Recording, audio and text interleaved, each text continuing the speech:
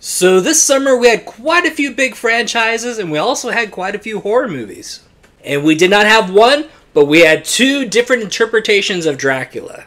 And this newest interpretation of Dracula takes a chapter from the book, just a chapter, and stretches it all out to 2 hours.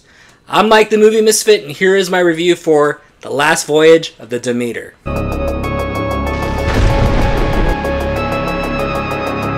Now, when it comes to this movie, I had my expectations not low, but also not high either. The movie's about Dracula's voyage from Transylvania all the way to London in the ship the Demeter. And it's actually not a bad premise for a movie at all. In fact, I was really impressed how the movie started. Now, we don't have a whole lot of deep characters, but the characters that we do have, they're a tight-knit group, and they have enough charisma to carry the entire movie.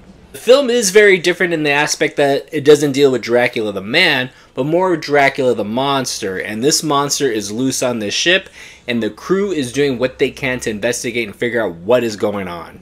Sounds kind of familiar, right? Well, it should be, because it's very similar to the movie Alien.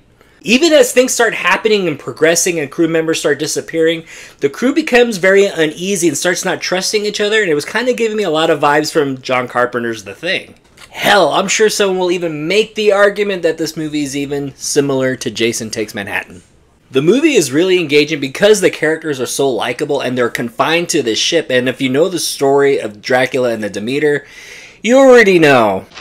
It's got a death curse! Honestly, that's what this movie was missing. It was actually missing Crazy Ralph saying this. I was actually really digging the movie a lot, and we don't really see the creature a whole lot in the beginning, and it's kept in the shadows, which I thought was really cool, and the design looked overall pretty awesome. When the creature of Dracula was done practical, it looked pretty good, but then that's when the movie took a turn for me. Because shortly after the first couple of deaths, they start showing the monster too much, and when they show it too much, it's not a practical effect anymore, it starts becoming very CGI.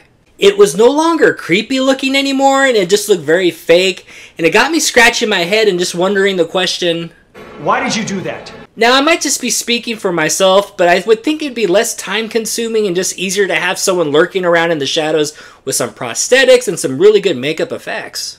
So like I said, the cast is really small, and they do a good enough job as far as carrying the movie, and it is a small chapter from the book, so they're stretching it out as much as they can. But they add an additional character to the movie, and she's doing a fine job as far as acting goes, but she does not have a whole lot to do, and she doesn't really bring anything to the table. She's just kind of there. Do you like stuff? The movie actually looks like it had a lot of studio interference, because there's some moments in this movie where it kind of goes, yeah.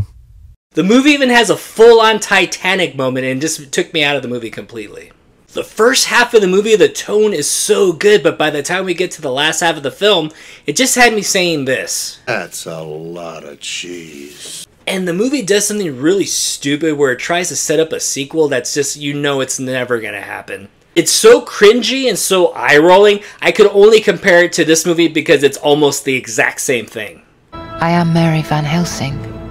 I am my father's daughter, and nothing can ever take that away. Yes, I kid you not, the ending to this movie is that corny. We literally have a line in the movie that says, I will find you and I am the one to stop you. Hi-ya! Bram Stoker's Dracula is 2 hours and 10 minutes and covers the life and afterlife of Dracula. The Last Voyage of Demeter is 2 hours and just covers a small chapter of Dracula's voyage to London from Transylvania. For me, I think this movie would have been a solid film if it was 1 hour and 30 minutes or even 1 hour and 40 minutes long. The first half of the movie is done so well and the tone is so good. By the time we get to the last half of the film, the corniness just took me out of the movie and just had me feeling this way about the film. You're so dumb. You are really dumb. For real. My rating for The Last Voyage of the Demeter? Stream it. I actually have a feeling this movie's going to have more of an afterlife once it goes to streaming and actually might become a cult classic. Alright, did you see the movie? Did you enjoy the whole thing? Was I wrong completely? Please leave a comment and let me know. And please don't forget to hit like and subscribe. I'm Mike the Movie Misfit, and I'll see you at the movies.